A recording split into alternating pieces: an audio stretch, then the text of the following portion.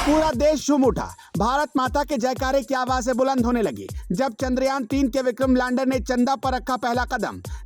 चंदा मामा अब दूर नहीं रहे। साउथ पोल पर हुई सॉफ्ट लैंडिंग, हिल गया अमेरिका, रूस और चीन।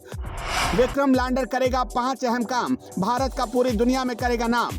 चांद की रिसर्च में भारत को बना देगा नंबर 1। चंद्रयान के विक्रम लैंडर ने शाम को 6:07 पर चांद की सतह पर सफलतापूर्वक अपना पहला कदम रख दिया। पूरे देश में खुशी की लहर दौड़ पड़ी। घर घर से भारत माता के जयकारे की आवाजें बुलंद होने लगी। लोग खुशी से झूम उठे। पीएम नरेंद्र मोदी ने तुरंत भारतीय अंतरिक्ष अनुसंधान संगठन यानी इसरो के वैज्ञानिकों को बधाई दी। भारत की इस बड़ी उपलब्धि से अमेरिका, रूस और चीन हिल गए। भारत इन तीनों देशों के बाद चांद पर पहुंचने वाला चौथा देश बन गया। हालांकि भारत की लैंडिंग साउथ पोल पर हुई, जहां पर भारत को नई खोज करने के ज्यादा चांस है। यही वजह है कि अमेरिका, रूस और चीन की बत्ती गुल हो गई है। हालांकि चंद्रयान-3 के विक्रम लैंडर ने चांद पर पहला कदम रखते ही अपना काम शुरू कर दिया है। हम आपको इस रिपोर्ट में 5 अहम पॉइंट बताएंगे जो चंद्रयान का विक्रम लैंडर करने वाला है।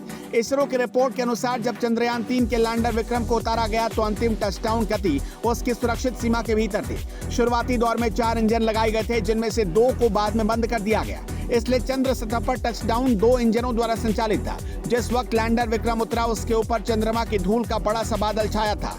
चंद्रमा के बेहद कमजोर गुरुत्वाकर्षण बल के कारण धूल जल्द नीचे नहीं बैठेगी, बल्कि अपनी ही गति से बिखर जाएगी। चंद्रमा के दक्षिणी ध्रुव के पास लैंडर विक्रम के चंद्रमा की सतह पर उतरने के 3.5 घंटे बाद रोवर प्रज्ञान लैंडर से बाहर निकलेगा।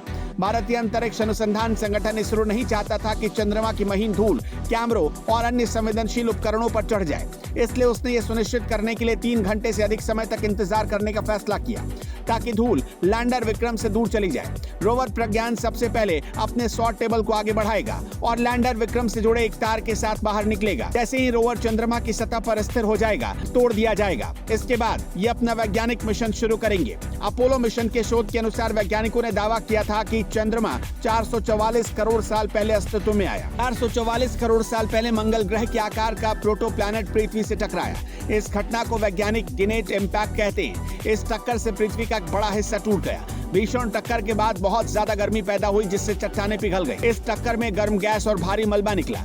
20 करोड़ साल तक चांद की विशाल दरारों में गर्म गैस और लावा बहता रहा। करोड़ों साल बाद ये चट्टानें ठंडी होकर पृथ्वी की परिक्रमा करने लगी। माना जाता है कि चंद्रयान जिस साउथ पोल पर उतरा, वहां हजारों साल से अंधेरा है।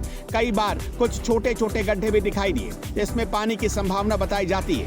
अपोलो के कुछ शोध में ये बातें सामने आई कि हीलियम, नाइट्रोजन, अमोनिया और कार्बन डाइऑक्साइड जैसी यहाँ पर गैसें हैं। इसमें जीवन की संभावनाएं तलाशी जा सकती हैं। अब इसरो इन सब पर नए और अपने तरीके से अध्ययन करेगा। माना जा रहा है कि इसरो के दक्षिणी ध्रुव पर होने से सौर मंडल और पृथ्वी के इतिहास के बारे में काफी शोध हो सकता है। जैसा कि इसरो की ओर से पहले भी बताया जा चुका है कि रोवर के जरिए वहां के गुरुत्वाकर्षण बल, वेव, भूकंप सहित तमाम बातों की जानकारी चंद्रयान लेगा।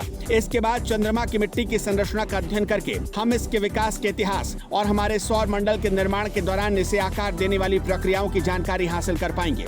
इससे चांद पर मानव जीवन संभव है या नहीं, इसकी सही जानकारी सामने आ सकेगी। माना जा रहा है कि चांद पर बड़ी संख्या में खनिज है। अगर भारत इसकी खोज कर लेता है तो ये इसरो के लिए बहुत बड़ी सफलता होगी।